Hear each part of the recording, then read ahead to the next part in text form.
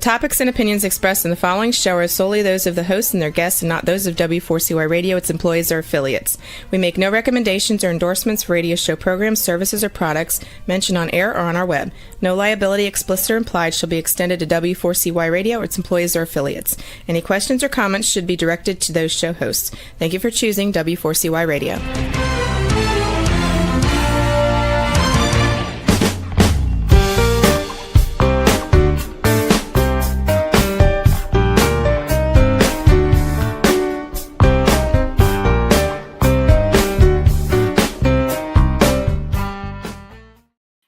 Hello and welcome to the Connected Table Live. We're your hosts, Melanie Young and David Ransom, your insatiably curious culinary couple. We love bringing you the stories of the amazing people we meet, greet, and eat with around the world and drink. And we are broadcasting from New York, sort of virtually, from what was one of our hangouts back at the day, Tribeca Grill, in the beautiful neighborhood of Tribeca. We miss New York right now, right? We do, kind of. Yeah, we do. We miss foliage, fall foliage. Fall foliage would be nice. We're excited. Our guest today he's been a guest on the show before in 2016, but life has changed so much, and he has so much more to say today. And he's back because he's a dear friend, and we're excited to have him. We're talking about one of the greatest restaurateurs of all times, the G.O.A.T, Drew Nieporent. He conceived a slew of hit dining concepts under his Myriad Restaurant Group. Let's talk about Nobu, Tribeca Grill, Rubicon, Montrachet, Corton, Bâtard, Daily Burger, and many more. And he has come out with a really fantastic, I've read it twice, memoir called I'm Not Trying to Be Difficult, Stories from the Restaurant Trenches. Reading this, I felt like I was there because so much of what Drew talks about in this book is what I lived, because it was my heyday in New York as well, working on major programs, often with Drew, like New York Restaurant Week, When Does a Hope Family Relief Fund, numerous fundraisers, which he was always graciously donating to and being there. I think we passed paths a million times, CCAP, you name it. And now he's with us today. Drew Nieporent, welcome, and a big hug from us. Thank you very much, Mel. Thank you, David. Well, it's great to see you and looking good. I must say, you look good. This phase of your life is becoming to you, Drew. Well, I just lost 52 pounds on Zepbound. Yeah. But it really is my diet. I haven't had a slice of bread in 6 months, or rice, potatoes, pizza, Chinese food, po' boys, gumbo. That's tough in New I'm York. eating well. I'm just not eating any starch, so it's going all right. Well, you look great. Curious, after all these years in the business, you decide to write your memoir now. Again, I'm Not Trying to Be Difficult. Let's talk about why now and why this title and how you came up to work with this. Well, I've had a long and very storied career. Not everyone has the ability to open a slew of restaurants. I opened 40 in about 40 years, maybe even a few others that don't even make the cut. But now you do have a couple of restaurant groups and individual chefs who are opening at the speed of lightning. But I look back on my career and the longevity of the career and the quality of the restaurants, and it's pretty extraordinary. And not everybody is Robert De Niro's partner for 35 years. Not everyone can claim to create something as robust and successful as Nobu, which is now sports 57 locations around the world. So I put pen to paper, and I hope I wrote an entertaining memoir. It wasn't really an aspiration of mine to do a book. I actually see my career, my life, a little cinematically. So I really would love to have a movie, but saying that is harder to enact than one realizes, even when Robert De Niro is your partner. So anyway, the book I started writing about a year and a half ago with Jamie Feldmar, who's a terrific person. She had written the Don Angie cookbook, and she had also written Naomi Pomeroy's cookbook. The Portland chef who unfortunately passed away. Mhm. But I didn't know Jamie at all. Somebody else was supposed to do the book, and they decided that they couldn't do it. So when names were being proposed to me, I didn't know. I knew some, but I didn't know a number of them. And then I met Jamie, and there was immediate chemistry. I kind of liked her boldness, her youth. And just a side note, when she sent me the first few pages of what she had written, there was a curse on every page, maybe more than one curse. So I called her up. I said, Jamie, I don't curse like that. She goes, yeah, you do. I said, no, I don't. I don't curse like that. She said, yeah, you do. I said, well, the when you say a curse word, it has more meaning than on the written page. So clean up some of the curses. She sent me back a copy with about 80% missing, and immediately I found my voice. I heard my voice, Right. and she wrote a tremendous book. Your voice really comes through, I have to say. I felt like I called you after I read it the first time or the second time, and I said, this is an amazing book. It's your voice. Yeah. And it's quite remarkable. Yeah, and you're a New Yorker. You don't have a New York accent, but you're a born and bred New Yorker, which David is too. You grew up in like the wonderful affordable housing part of New York that we all wish we could live in. On the east side, right? I know exactly where it is. I can see it. Oh yeah, Peter Cooper Stuyvesant Town. Yeah, absolutely. Yeah, like we all wanted to live there. Those big brick buildings with the green windows. Yeah, you never leave. You never leave. Well, honestly, I looked upon that kind of like a prison cell, but because there were 8 apartments on every floor and they were all the same, but that was actually fantastic to grow up at Peter Cooper. There were playgrounds. I had built-in friends. I walked to every school, my grade school, junior high school, and Stuyvesant High School. So the location was fantastic. And it's a great place. Yeah, I love growing up there. Yeah, I love growing up there. So I loved hearing you and your older brother Tracy used to talk about your mom Sybil. She's an actress, very successful actress, and your dad worked for the state liquor authority. Kind of interesting combo. Right. It made you guys went out a lot. How did that experience? Here's basically what happened. I mean, my mother was a very successful actress as a child on radio before television even existed, and very theatrical and really pretty. I mean, my mother was gorgeous. My father was 14 years her senior. He married at 37. And he worked with the state liquor authority, which licenses New York restaurants. And this is the 60s. And the people opening restaurants in New York were right off the boat. They were the immigrants. And these restaurants were all very authentic, and the food was like unbelievable.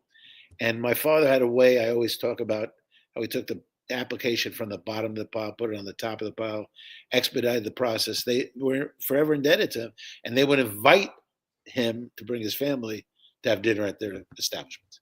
So I got exposed to like the greatest food, God's green earth, in the 60s. And I took to it. I was exposed. I loved it. I wanted to be a chef.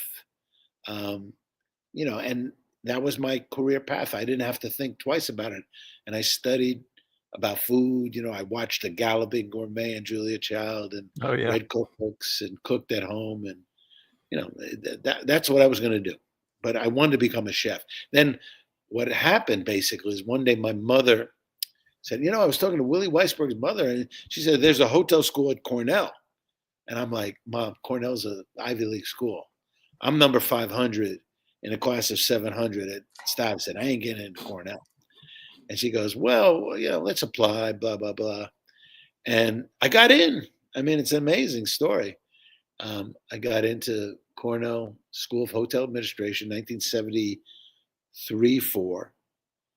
And it was the best experience because the student body was made up of students from everywhere, from Europe and Asia and South America, and of course, some were from the United States. I mean, if I had gone to a state university, which was my destiny, I would have been going to school with everyone from New York State. How boring is that? Instead, I'm like meeting people from the Bahamas and Georgia, Greece. And I mean, so the first day at Cornell was just an experience, the first day. And, that was my destiny. It really was. But guess what? It wasn't a hotel school like in Europe, like Lausanne. So my first cooking class, and I talk about this in the book, they had a culinarian teach cooking, but he didn't teach you how to cook. He teach you how to open a can and heat it up, put it in a bowl, and that was that. So I was very upset, very disappointed. And one day, just walking through the corridors of Cornell, the hotel school, I saw a notice looking for 6 students experienced in Russian service to sail to the following ports: Leningrad, Oslo, Dublin, Copenhagen, Stockholm. And I'm like looking at this, I'm like, I never worked as a waiter ever. But I called the guy up, Uwe Christensen, a German student. Do you have experience? Oh, yeah. Got a lot of experience. And boarded the MS Vistafjord in June of 1974. And the first night, there's 60 waiters, and I'm wearing a light blue shirt, which is not what a waiter wears. Waiter wears a white shirt. So I was outed by about 59 other waiters, also carrying a tray with 2 hands when they're carrying the tray above their head. On their shoulder, yeah. Sort of, so they knew I was an imposter. But it's kind of like learning how to ride a bike. You do it more than once and you learn. And that's what happened with me. That's a great story. Well, you've worked in that end of things, so you know what you're talking about. I know how to balance a tray on my shoulder. Sometimes you have to fake it till you make it. Yeah. Right? The little captain's jacket and all that stuff. But you also had another quality. You also had another quality that I think paved your destiny. You write in the book that you were the kid who knew everybody. Like you got to know everybody, and I was that kid too. I don't know. Were you that kid? I was that kid. I knew everybody by name when I got to my new class every year. And that's a gift. And it's a gift to carry throughout your entire life. Yeah. I'm not certain if it was my mother or my father who led me in that direction. But my mother was kind of Miss Congeniality. She was very friendly and made friends very easily. And, for me, it's an education every time you meet somebody and get to know somebody. Now later in life, it's fantastic how many people, well, first of all, if you're in the restaurant business, people find you. So people from early in your life find you. And then when you write a book, obviously, if the book's any good anyway, people find you. But it was always really like Melanie, you've always, you've had such a great personality. So meeting people for you is easy. You're outgoing and energetic. And I'm sure David, similarly, you guys are like that. But with me, it was like I was a bit of a politician, I'll be honest. But I didn't run for any office, but it was like I was a bit of a politician. You kind of have to be one in the restaurant business, though, don't you? Drew, David's nickname, his friends would call him the maitre d' for life. Yeah. That's what people call him. Because David knows how to make people at ease. He has that ability, which is also important in hospitality. My friends in the restaurant business called me the maitre d' of life. Yeah. I love it. Yeah. But, whenever I'd see you, you would always, as I wrote on social media, you're the guy, and, New York is famous for, hi, how are you? I got to go to the next person behind you, right? There's that hi, how you, and you move on. And a lot of people do that. I may have done that actually in my life. But you always had the ability to look someone in the eye and greet them by name. And make them feel like they were somebody before you moved to the next person, which is how life is in New York, right? Yeah, I think, obviously in the restaurant industry, there's a lot of talk about hospitality. Yeah. But it has to be sincere, number one. Mm-hmm. Mm-hmm. Number two is it's kind of a balance between familiarity and not being so familiar, like letting people have their anonymity if that's what they want. Some people just want to be served and left alone, and you got to be able to read that. But some people want the personal touch. And obviously, if you can remember somebody's name, like the second time they come to your establishment and you greet them by name, there's a great story. When I was working at 24 Fifth Avenue, it was called. It was a restaurant on 9th Street and Fifth Avenue. I was just the manager, but James Beard lived around the corner on 12th Street and 6th Avenue. And, actually between 6th and 7th. But so he came in one night, and he was at the end of his life. He was old. And he ordered a Manhattan neat. And I really didn't understand what neat meant. So I looked it up and, figured it out. And then, so the next time he comes in, when he sits down, I go to the table and I go, may I bring you a Manhattan neat? And he did like this, like a stunned look towards me. It was like a moment of, wow. Yeah. That's cool. Because he really, I took him by surprise.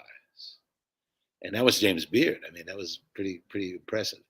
The only other time, little things like Craig Claiborne, who was of that generation as well, New York Times columnist, said when he went to a restaurant, he knew he would get good service if when he stirred his drink and took the swizzle stick out, that somebody removed the swizzle stick.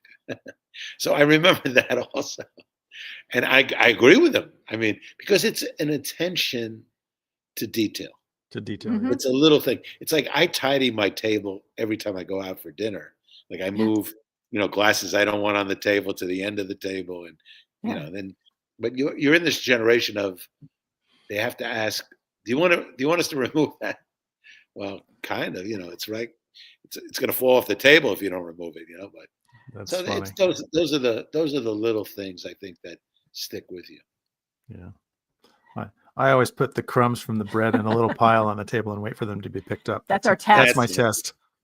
Well, he does all the time. He puts them at the table, then takes a picture because he has a friend somewhere who they have a joke about it. But it's that little detail, like, are you going to crumb my table? Because he doesn't like crumbs on the table. Oh, that's hilarious. Talk about the attention to detail.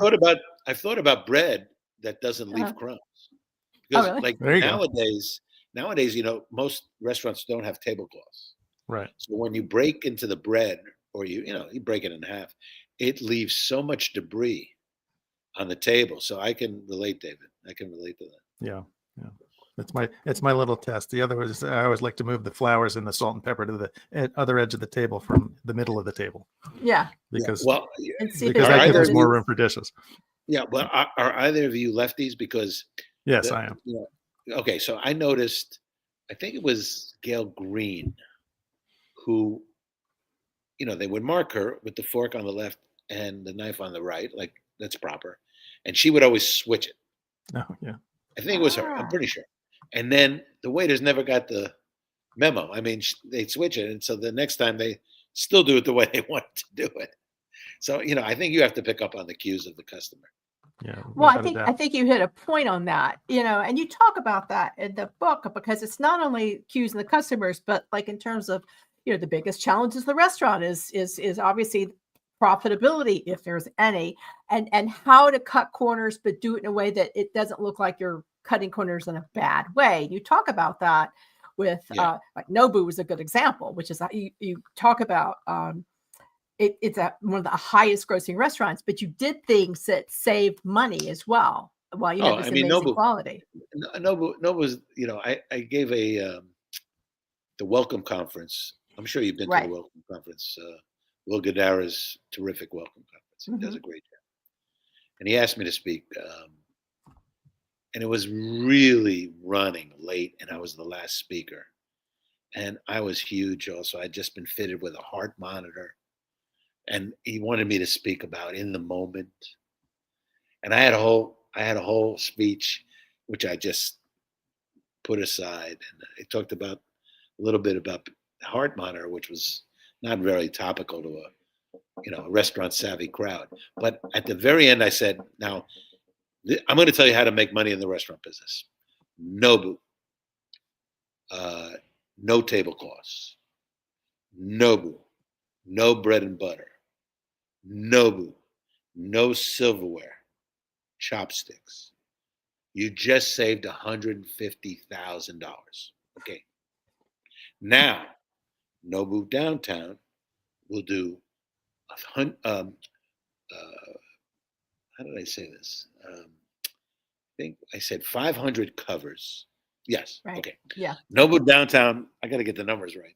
Nobu Downtown will do 500 covers tonight at $100 per person. Nobu Uptown will do 500 covers tonight at $100 per person. That's $50,000 in both places. That's $100,000 a day. That's the way you make money in the restaurant business. And I walked off the stage, and I think the program ended on it wasn't an hour late, which I like it when the trains run on time. But anyway, so Nobu, look, I'm reading Fireproof right now, Curtis Duffy's book. Have you read that? No. He's the chef from Chicago. He used to work for Alinea and Charlie Trotter. And I mean, like my book, I mean, stuff happens, but his book is father killed his mother and then killed himself. I mean, it's like, so, I mean, that's heavy. But in his book, he doesn't spare any expenses. The chairs are $1,000. The paper that they're going to print the menu on, and this is a couple of years ago, was like a $1 a piece, which, but they reprint every day. So the paper is $1 given away. And I'm reading this book and I'm like, no, I'm not doing it like that. That's not me. And like I had a party here. I had a book party here. Yeah. And Nobu brought these wooden boxes. They're very attractive with the sushi. And I'm doing another party. So I called the girl's catering person, Ann Yamamoto. I said, I'm going to need this much sushi. Yeah, she says, well, I'm going to put them either in the wooden boxes or in these black lacquer containers. I said, well, which is cheaper? She says, well, the wooden boxes that we sent you last time are $11 a piece. I said, and how much are the lacquer boxes? She says, no, it's like $1, $2. I said, give me the lacquer. Okay. In the kitchen at Tribeca Grill, I think there were 12 of the wooden boxes from the last party that were just sitting there. I sent them back to Nobu yesterday. Saved $120. There you go. You have to be that way. That's the way. I think a lot of people don't realize, if they're not in the business, just how much money goes into creating the restaurant experience, that it's behind the scenes that they'll never know about. Yeah. But guess what, David? It's very easy to spend money. Oh, very much so. Yeah. It's very easy to spend money. I mean, I'll tell you just a quick aside. This is not in the book, but Paul Lee Brandt, who was my chef at Corton, where we got 2 Michelin stars right out of the gate, like a little New Orleans restaurant yesterday or the day before. So anyway, so I'm attending the meeting, because we always have staff meetings right before we open. And a couple of days earlier, I had spoken to him. I said, did you read the article in the New York Times? Lobster is at an all-time low. You can buy lobster for nothing. He goes, oh, thank you for letting me know. So now we have the meeting.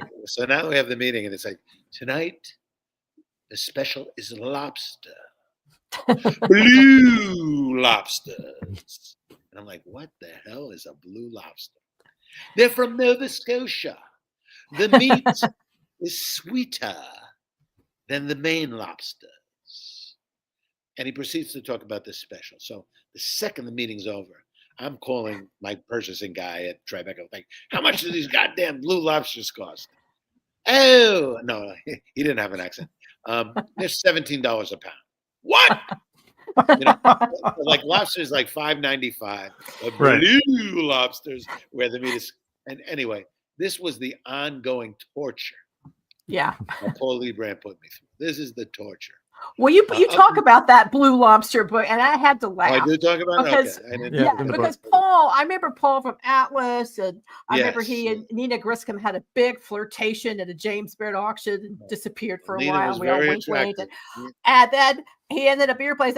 I have a fun. So we go there. We had a great meal there. By My the way. friend Patrice Tanaka said, "I want to take you anywhere you want to go," and I picked that, the restaurant. And Paul was there, and some of his dishes were so out there. Like one had a little guy sitting on the edge of the bowl fishing into the bowl or something. Right. He was incredibly creative, but difficult. I don't know where he is now, but no, it's an amazing thing. Because my mother, after being an actress as a young person, she became a theatrical agent, and then she became a casting director. Of course, a casting director finds jobs for the actors, but specific to what they're asked to cast. So my mother cast these commercials. And, when you're a kid, you're changing the channel with the changer. That was a big thing with us. My mother's like, I want to see Dave Balaban or, Paul Lee, or she had cast these actors in the commercials. Okay, casting. So when I choose a chef for a restaurant, it's the most important thing you do. And you don't do it willy-nilly. And you choose somebody and you don't choose somebody else. So I used to make these lists, like 5, 6 names. And whoever I chose, I'd look at the list maybe a year later. And the other 5 people did really well, the ones I didn't choose. But the one I chose, we always got 3 stars, always. So Paul Liebrand, we got 3 stars. Corton, he got hosed by Frank Bruni of the New York Times. He opened a restaurant called G.O.A.T. that was supposed to get 3 stars. It didn't. And yet we come in, we open the restaurant, we get 3 stars, and he still had to hose me. He still had to, prove to himself that it was him that got the 3 stars, not us, or it wasn't a team. The word team now is on every single restaurant's lips. The team, the kitchen, the team. And yet he didn't somehow conform to the team. So he had to go to Brooklyn, not say anything to me, but I knew. A cook came out of the kitchen and said, "When are we going to Brooklyn?" And I'm like, "What are you talking about?" Paul says, "We're going to Brooklyn."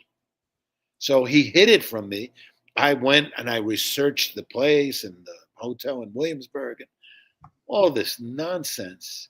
And then when push came to shove, I was like, I'm not going to compete with myself.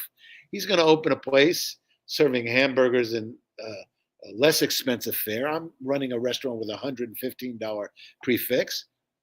So, when we finally sit down, he says, "Yeah, no, I'm just letting you know, I'm going to keep both." And I said, "Well, that's very nice, Paul, but I'm not going to compete with myself. So you go have a nice time in Brooklyn." And that was that. I can stand on my own 2 legs. I did it with David Boulay when I was 29 years old, and he was the best. There's no question. Yeah. Looking back on it, he was phenomenal. He was good.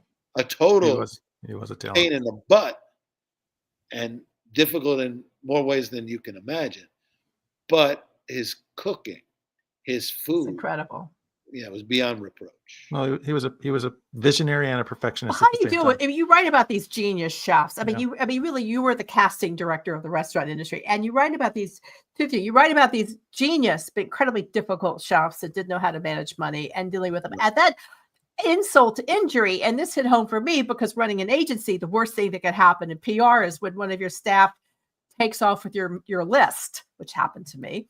And then, tries to solicit clients. So I felt the pain that you did when you found out that David Boulay was planning to, rest in peace, to open literally down the street from you. Well, I mean, and then the same with Paul, across the river. But how do you work that in your head? No, I mean, honestly, especially when I was younger, I thought I was beyond reproach. I'm like, I'm such a nice person. My parents are unbelievable. I take after them. I treat everyone with respect and dignity. It's like, and they all want to fly the coop. I mean, it's with Boulay. Boulay, it was really like putting your nose into it. Like he would sit in the dining room and friends of mine would be at the next table. And he's negotiating with some real estate jerk about opening this, that, or the other. And one time I just went in the kitchen. There was a guy named Ray Bradley, a wonderful person. And I grabbed him. I said, Ray, come here a second. I said, and I brought him out. The kitchen was sort of hidden around a corner. So I brought him out. I said, you see that? If anything ever happens here, that's the reason. Basically saying, he's negotiating in the dining room. And then, so I had to kill the goose that laid the golden egg. I couldn't wait for him to give notice. Yeah. And it would have been a cause celeb. And guess what happened? I don't know who could ever pull this thing off, but I hired a friend, not a 3-star chef to replace Boulay. I hired a friend. Yeah. And hired an entire kitchen staff. They trained at the River Cafe that Charlie Palmer let them train there. At one point, Charlie called me up. He said, hey, are you sure you want to do this? I said, why, Charlie? He said, well, this guy's not that good a cook. I said, Charlie, I know. I kind of know. But this is not about replacing a 3-star chef. Anyway, so on the day I let Boulay go, it was a Sunday. He's like, nah. He comes back down to Montrachet, and the entire new crew is now in the kitchen at Montrachet. And he couldn't believe his eyes that he saw all these new people. We opened the next day, Monday, and very good customer of mine, Penny Trank, love her, is walking towards the kitchen. So I see her and I walk over to her. I said, Penny, can I help you? She said, oh, I just want to tell David that tonight was the best meal we've ever had here. And this is the first night of Brian Whitmer's tenure. So I knew immediately that I was going to be okay. Okay. But it took me a number of years to understand, because I do have, perhaps a touch too much ego, hubris, whatever, to understand that it is a team effort, that every component works together. I never saw myself as the be all and end all. But when you have to replace the chef, you have to really know what you're talking about or know what you're doing. Yeah, it's like replacing a pilot for a plane. Well, I don't know about that, but you have to replace it with a pilot, definitely. But you can do that, and you had a lot of success. I mean, you went on from Montrachet to Corton, Bâtard, and back, just for the audience, you did all this starting. It's about 40 years ago when Tribeca was nothing, and now it's everything. Right. But the one thing, and I'm curious what you think about this now, is you couldn't deal with the critics. The critics were like the little things that came-in and hidden attacked you, and you were zinged. You had some great reviews, and you had the zing reviews.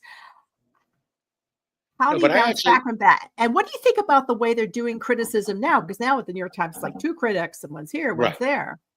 Right. Well, this is a very important part of my whole story, because when I was just an employee or a manager of a restaurant, one of the owners came over to me one day and he said, this is what I want. He shows me a 2-star review in the New York Times that Mimi Sheridan had given a restaurant. This is what I want. Now, why 2 stars? Because Mimi Sheridan, a 2-star from Mimi Sheridan was like a 3-star from anybody else. And she was so powerful in the 70s that I studied her scrupulously. I mean, to the point where I wouldn't even put a shrimp on a dish because every review said the shrimps tasted of iodine. And she was hellacious about a pepper mill. Back in those days, they had those baseball bat pepper mills, the ones that are the big ones. Yeah. Yeah. And they come over with the pepper mill and they go, would you like pepper on your salad? And you say, I haven't even tasted it. How do you know I need pepper or want pepper? Right. I haven't even tasted it. So I studied Mimi Sheridan, and the restaurant we opened was 24 Fifth Avenue with a woman chef by the name of Leslie Revson, who had a restaurant in a village called Restaurant Leslie, a very, very talented woman, very strong-minded, obviously. And Mimi Sheridan doesn't show up for like days. And then on a Saturday day, which was a sleepy time for the restaurant calls me up and says, she just walked in, Mimi Sheridan, because I had them trained to, I had a picture of her. So I literally lived across the street. Somehow I was in the village. I got to the restaurant, took her order. I didn't take her order, but the waiter took her order. Went in the kitchen, first course went out. And then for the entree, it was taking forever. She was trying to do what you're not supposed to do with a food critic. Just be natural. Put your best foot forward. But she was like, And when the review came out, believe it or not, and this was very instructive to me, we did get 2 stars from Mimi Sheridan. Very nice review. And she said the long delays between the courses seemed to be the problem of the kitchen because there was nobody eating there on the afternoon that I came. So she literally was intuitive enough to see that, because up to then it was like the service is bad, the waiters are terrible, the service was slow, because nobody ever blamed the kitchen, which is essentially where the service emanates from. You follow me? All the waiter does is carry a plate. If the waiter screws up, he maybe didn't take your order correctly, which happens, obviously. But anyway, so I studied the critics then, and if we have time for this, it's the best story. It's in the book.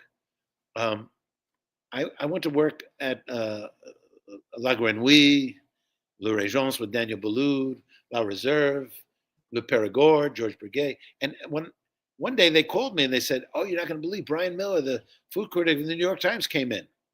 And I go, "How did you know it was Brian Miller?" They said, "Well, we didn't, but he was joined by Pierre Frenet."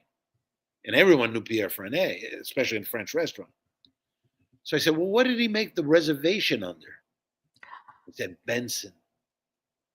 I said, "Okay, do me a favor. If you ever get Benson ever again, call me." So I bring my tuxedo. I'm building Montrachet now. Bring the tuxedo to the construction site. 3 weeks later, "Drew, we have Benson." I put on my tuxedo. E-Train is on the corner of Canal, comes up on 52nd Street, right where La Grenouille is. Walk in, they're like, "What the hell are you doing here?" There he is, the food critic of the New York Times, Benson. And then when he pays the check, I'm outside with a little camera. There were no cell phones.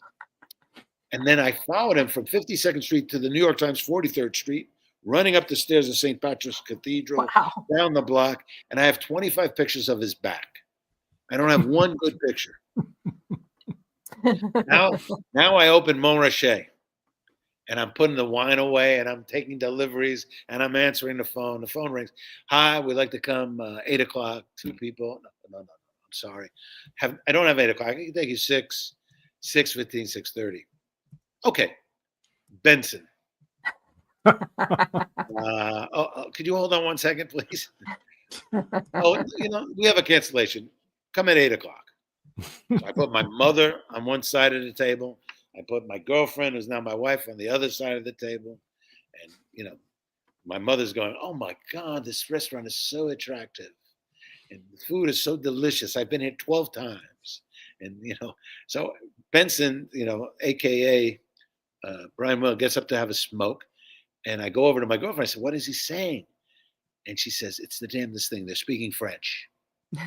Because his wife, Anne de Ravel, French woman. Yeah, Anne de Ravel, yeah. Anyway, every time he made a reservation under Benson, Boulay and I get into the subway, take the subway to New York Times on the Thursday nights, because the paper would come out on Friday. Mm-hmm. They put out the paper around 10:30. We get the paper, and it's Montrachet, new, French, and downtown, 3 stars. 3. That's great. Amazing. 3. And guess what? I had a $16 menu. 1-6, 3 courses. I could have filled Shea Stadium. The phone never stopped ringing. So Georges Breguet, Le Périgord, he goes, "Drew," called me up. He said, "Drew, congratulations. Did you know it was him?" I said, "George, if you ever get Benson on your reservations, beware." So 2 years later, Le Périgord, 3 stars. I called George. And before I could finish, George says, "Drew, it was like you were whispering in my ear, Benson." So it's the food critic thing is kill or be killed.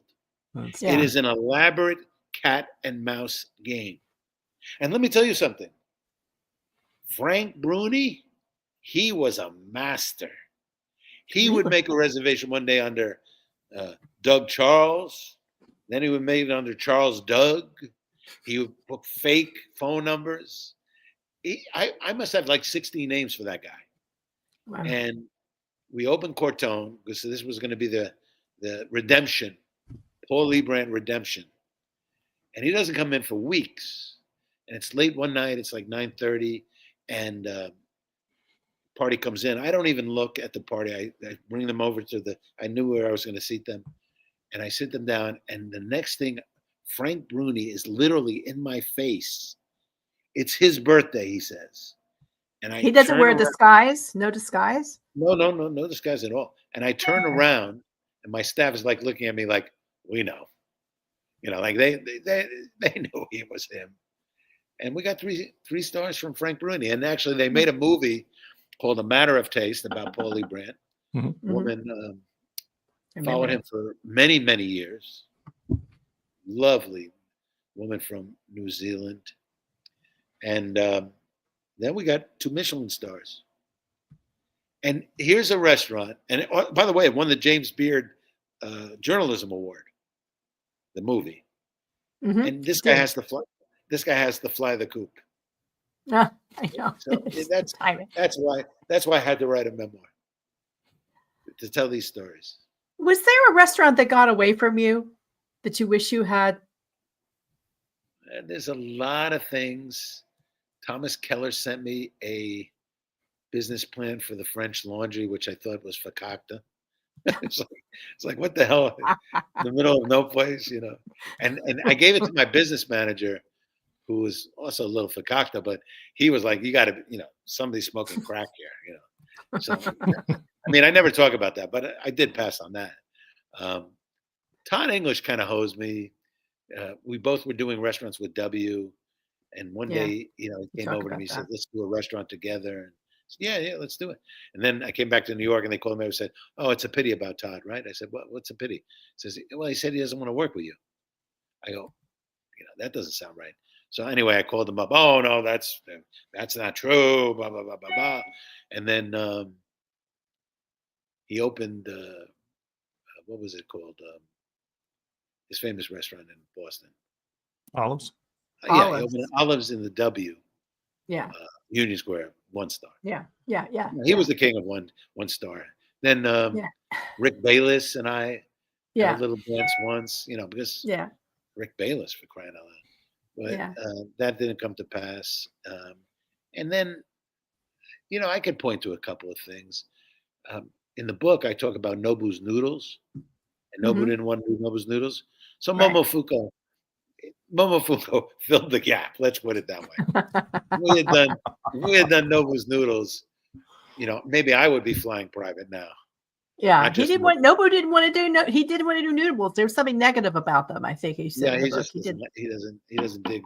he doesn't dig ramen. But guess what? And I predicted this. I didn't have to predict it, and it's not like the prediction means anything. When I had a French restaurant called Montrachet, quasi-French, I put pasta on the menu. And Jean-Louis Paladin came in one day. And Jean-Louis Paladin was the greatest chef on God's green earth. He was the master. And he was a wonderful, generous human being. And he ate that pasta and he goes, this is good. He spoke with that very French. This is good. And then I would put pasta. So I knew ramen would hit. Momofuku, to this day, that location is jammed. Wow. Yeah. Jammed. Amazing.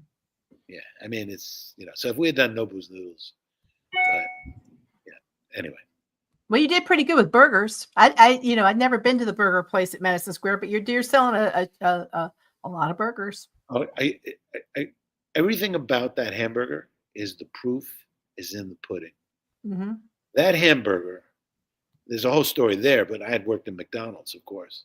Yeah, exactly. And that was what's the impetus for the Daily Burger. You came up with this the system. I just tell you quickly that So they called me up and they said, we're spending $1 billion at Madison Square Garden. Would you like to do a concession? And I go, yeah, I'll do a chicken Parmesan sandwich. And they go, great. And then they called me back in 2 days and says, you got the hamburger. I go, whoa. This was 12 years ago.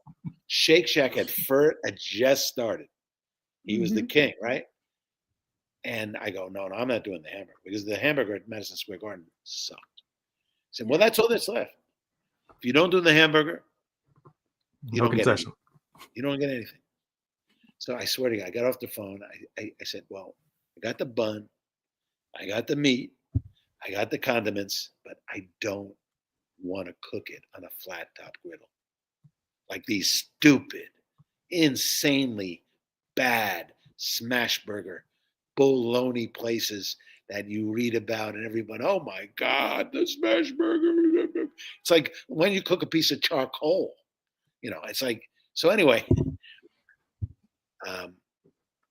I find a conveyor belt, grills the burgers up and down, 18 burgers in 4 minutes, toast the buns on the bottom, perfect medium rare. We wrap it in a pleated paper that is genius. It holds in the heat, put it on a flat top. We'll sell I'm going to the Knicks tonight, actually, 2,000 hamburgers a game. 2,000. And they're delicious. And it's been 12 years. And guess what? They just signed us to a 7-year extension. Wow, so that's great. Why I say the proof's in the pudding. And by the way, we started with 1 concession in the building, then 2, then 3, then 4, then in the Madison Club, then in the Delta Club, then in the private suites. Why? By demand. That's right. Look what Danny did. Look what Danny did with Shake Shack. You could be going that way, I'm not going to talk against a billionaire. Yeah. Melanie always says that Union Square Cafe made Danny famous and Shake Shack made him a billionaire. You make your money and Bobby Flay's doing well. Bobby, it's all about the burgers. It's like the burger is where if you create the let me tell you, I'm going to tell you something about Danny. Yesterday, I sent him a clip. I found this. I was going through old VCRs because I carved the turkey one day on Good Morning America. And Michael Strahan is a friend of mine through the football days, but I'm trying to get on Good Morning America. Good luck. So, he said, I'm trying for you, blah, blah, blah, blah, blah. And I said, yeah, no, I carved the turkey on Good Morning America with Charlie Gibson and Joan London. So I find this tape where this is unbelievable. This is a guy interviewing Danny, Drew, and Serial Macchione. And it's kind of a short interview. And I'm going to send this to you after this interview because Danny Meyer looks like he's about 12 years old. Well, he did. And his hair is so curly, it's hilarious. And of course, when he's asked the question, he's Danny Meyer. So you know who it is. So I send this to Danny Meyer. And Danny was like, I cannot believe. I don't remember this.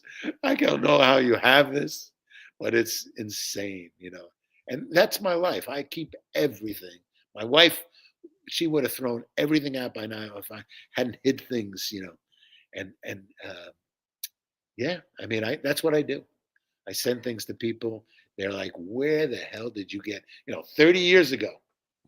And just, like I just had my book party here at Tribeca Grill. And, Marty, my partner of 35 years, Marty Shapiro, he goes, you have an engraved bottle downstairs. It's like an Ebuchadnezzar. It's like, I don't know, 8 bottles or whatever of Taittinger. I said, well, what does it say on it? It says, it was given to you at an event in the Hamptons in 1995. I said, oh, it's 30 years old? I said, yeah. Okay, let's open it. So at the book party, we go to open this thing, and I swear to God, my sommelier, who's a genius, David Gordon, he dorks the cork. So I'm like, oh, good luck. But then he gets the cork out, and it was delicious. It had bubbles. We served it to the whole group. Wow. So longevity in life, if we can live to be 70, both my parents died at a very early age. If you can live to be 70, God bless. That's my goal. I'm 70. I think that's a great way to wrap this up. And with that, because you get very reflective at the end of the book, like we all have when we've had a rich, long career, and you worry about relevancy. You've achieved so much at this point. You can rest if you choose. But is there something you say to yourself every day? Or is there like one thing left you'd like to do just briefly to kind of wrap it all up? You did the memoir. I think you should be doing a museum based on what you just talked about with what you Well, yeah. By the way, it would be called Drewseum. Drewseum. Believe it or not, I have content for that. But anyway, because I don't know if you probably went to Stars in San Francisco. Yeah. I was always like so enamored how he had that on your way to the toilets. You could see everything about Jeremiah Tower. It was like, so I kind of did that here at Tribeca Grill. Listen, I've had a storied career, but what you learn is that, and especially today, you could get a full page in the New York Times and nobody will see it. Or you can get a full page in the New York Times. You can put it on your Instagram and your followers will see it. And that's the only people who will see it. So what I would say is this, 40 restaurants with Nobu as the cherry on the top is tremendous. Would I do one more thing? Yeah, in collaboration with somebody who's got the money, because I was never good at raising money. And I would do a Jewish deli because years ago, Michel Richard did the Broadway deli in Santa Monica, and it was a stroke of genius. Wow. But for some reason, it didn't last. But the bread, rye bread specifically on deli sandwiches is god awful. So I'd have fresh baked bread, great corned beef and pastrami, obviously, and the mustard's really important also. I would have superior. Well, if you open it, we're coming. Okay. Yeah, we're coming. We love a good deli sandwich. Being a New Yorker myself. Drew, it's been so great to see you looking good, by the way. Congratulations on maintaining your weight and glowing. Melanie, you know how much respect I have for you and David. I wanted to do this. You made it very easy. Feel like we just started. This went very fast, but I love you guys. And you're an excuse for me to get back on a plane, go to New Orleans, and who knows, I might even break for dinner at Ambrose because I can get in. Yeah, there you go. Great. Not that I want a poor boy that's this big. Two more seats than we can join you. Yeah, but they're nice people. You know, I went to the Super Bowl in New Orleans. What was it, 2 years ago? Was it 2 years? It was last year. This year. And I visited my friend Donald Link. Cochon was tremendous, and T and Lally over at Commander's Palace and had brunch there, and that was tremendous. So I love New Orleans. I'm on a diet, so I don't know what I can eat, but I even went to Antoine's because I've never been to Antoine's, and I had delicious luncheon at Antoine's before I got back on the plane. So I love New Orleans. That's an excuse to see my friends. Come on down. We will welcome you with open arms, and of course, we always love coming to New York. Again, the book is I'm Not Trying to Be Difficult. By the way, I finally reading this book knows what I knew your AOL address for yours was hose. I won't say the rest of it. Now I know why. Well, everybody hoes me. That's why. You know, I was thinking that too, because I used to email you at that address, and I was like, "What's the meaning of hose?" And now I finally figured out. After this conversation today, we figured it out. That's it. Hey, stay well. Okay. Likewise, Mel. I love you, and David. We love you too, Drew. Thanks for having me on. And give Tracy a hug too. I shall indeed. All right. You've been listening to the Connected Table Live. What a great conversation with old friends. I'm so happy.